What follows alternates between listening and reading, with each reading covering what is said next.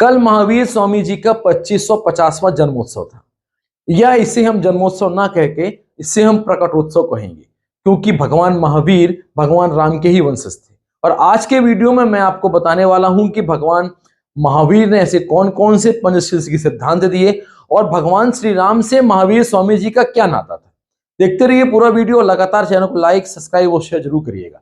इस वीडियो को अधिक से अधिक लोग पहुंचाइए ताकि लोग समझ सकें कि भगवान महावीर के उद्देश्य क्या थे और उनका इस धरती पे अवतरण लेने का मूल उद्देश्य क्या था। जैन ग्रंथों के अनुसार समय समय पर धर्म तीर्थ के प्रवर्तन के लिए तीर्थंकरों का जन्म होता रहता है, जो सभी जीवों को आत्मिक सुख प्राप्ति का उपाय बताते हैं। तीर्थंकरों की संख्या 24 ही कही गई है। भगवान महावीर वर्तमान अवसर्पणी काल की 24वें के अंतिम तीर्थंकर थे और ऋषभदेव पहले तीर्थंकर थे। हिंसा, पशु बलि, जात पात का भेद जिस युग में बढ़ गया उसी युग में भगवान महावीर का जन्म हुआ। उन्होंने दुनिया को सत्य अहिंसा का पाठ भी पढ़ाया। तीर्थंकर महावीर स्वामी ने अहिंसा को सबसे उच्चतम नैतिक गुण बताया है। उन्होंने दुनिया को जैन धर्म के पंचशील सिद्धांत बताए, जो कि अहिंसा, सत्य, अपरिग्रह, आचौर्य, ब्रह्मचर्य हैं। उन्होंने अनेकांतवाद और स्यादवाद और अपरिग्रह जैसे अद्भुत सिद्धांत भी उन्होंने प्रतिपादित किए। महावीर के सर्वोदय तीर्थों में क्षेत्रकाल, समय या जाति की सीमाएं नहीं थी। भगवान महावीर का आत्मधर्म जगत की प्रत्येक आत्मा के लिए समान था। दुनिया की सभी आत्मा एक सी हैं, इसलिए हम दूसरों के प्रति वही विचार एवं व्यवहार रखें जो हमें स्वयं को पसंद होते हैं। यदि महावीर का जियो और जीनो दो का सिद्धांत कहलाता है।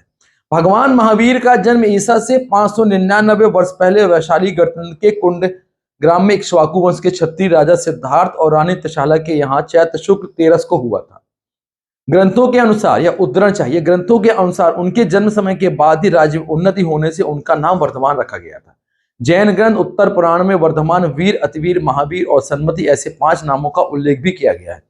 इन भगवान महावीर का साधना काल 12 वर्ष का था। दीक्षा लेने के उपरांत भगवान महावीर ने जिन कल्पी श्रवण की कठिन चर्या को अंगीकार भी किया था।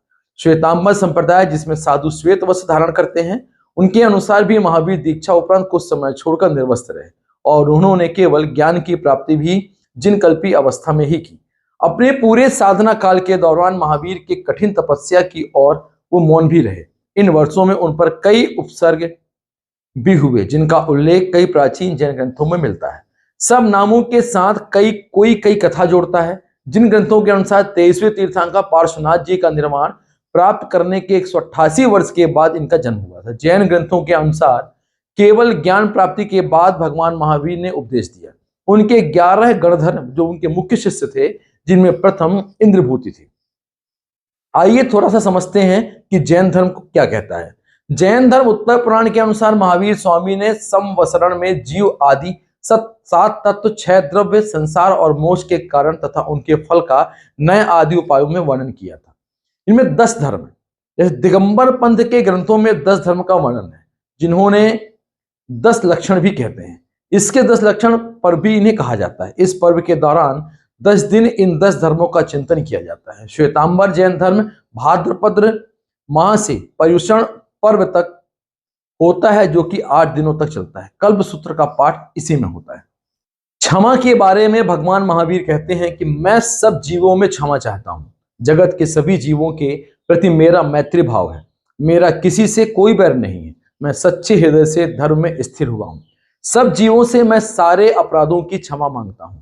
सब जीवों ने मेरे प्रति जो अपराध किए हैं उन्हें भी मैं क्षमा करता हूं।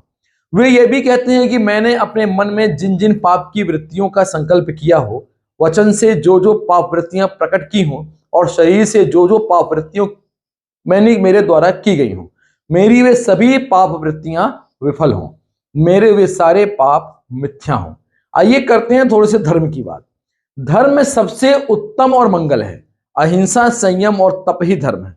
महावीर जी कहते हैं कि जो धर्मात्मा है, जिसके मन में सदा धर्म रहता है, उसे देवता भी नमस्कार करते हैं। भगवान महावीर ने अपने प्रवचनों में धर्म, सत्य, अहिंसा, ब्रह्मचर्य और अपरिग्रह, क्षमा पर सबसे अधिक जोर दिया है। त्याग और संयम, प्रेम और करुणा, शील और सदाचार ही उनके प्रवचनों का मुख्य सार था। आइए समझते हैं कि महावीर स्वामी का भगवान श्री राम से क्या नाता है। आपको आश्चर्य जरूर होगा। परंतु वास्तविक नाता क्या है, आइए इसको भी समझते हैं। जैन धर्म के 24वें और अंतिम तीर्थंकर भगवान महावीर स्वामी का जन्म 599 ईसा पूर्व बिहार में हुआ था। जैन धर्म में महावीर जयंती का एक खास महत्व है। जैन धर्म के मुताबिक महावीर स्वामी का जन्म चैत्र माह में उगते चंद्रमा के 13वें दिन हुआ था। ग्रेगोरियन कैलेंडर के मुताबिक यह दिन मार्च या अप्रैल में आता है। इस दिन जैन धर्म के लोग भगवान महावीर के जीवन और शिक्षाओं को याद भी करते हैं। महावीर स्वामी का जन्म, यहां से हम समझते हैं भगवान राम से इनका संबंध। महावीर स्वामी का जन्म इक्ष्वाकु राजवंश के राजा सिद्धार्थ और रानी त्रिशाला के एक शाही क्षत्रिय परिवार में हुआ था। महावीर जी का संबंध हिंदू धर्म में आस्था के सबसे बड़े प्रतीक माने जाने वाले भगवान श्री राम से माना जाता है, क्योंकि महावीर जैन का जन्म भी उसी कुल में हुआ था जिस कुल में भगवान श्री राम का जन्म हुआ था। भगवान राम और महावीर स्वामी दोनों ही सूर्यवंशी थे, और सबसे अनोखी चीज ये थी कि महावीर स्वामी जी और भगवान श्री राम ये एक ही वंश, एक ही कुल और एक ही संप्रदाय से आते थे। तो ये है भगवान महावीर का जयंती वर्ष, जो कि 2550वां जयंती वर्ष था।